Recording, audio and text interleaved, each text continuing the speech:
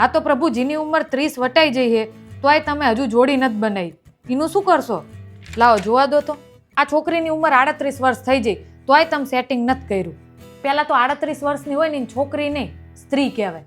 અને બીજું, એના માટે મેં યોગ્ય મુહૂર્ત્યો ફિટ કરેલો જ હતો, પણ એને તો રાજકુમારની તલાશ હતી અને રાજકુમારની લાઈમાં રાજુય જતો રહ્યો.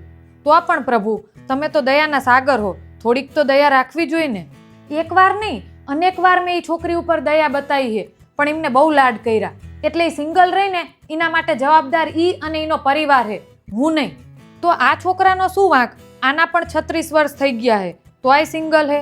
આ ભાઈ રહ્યા ને એ પોતાની જાતને બહુ ઓવર સ્માર્ટ સમજતા હતા. જો પહેલાં તો આ ભાઈ જોડે નથી દેખાવ, નથી જોબ કે નથી ધંધાના ઠેકાણા, તો આ ગર્લફ્રેન્ડ મળી જાય. પણ લેખમાં કોઈ મેખ ના મારી શકે એટલે જ એમનું બ્રેકઅપ થઈ ગયું.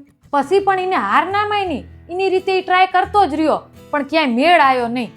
અંતે મારી બનાવેલી જે જોડી હતી ને એ છોકરીને મળ્યો, પણ એ ભાઈને ના ગમી. એમાં મારો શું વાંક?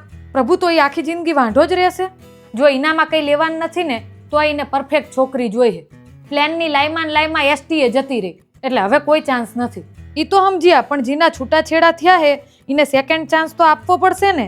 એનું શું કરશું? આ એકવાર માંડ મેળ કરવું, એમાં બીજી વાર ક્યાંથી ભેગું કરવું?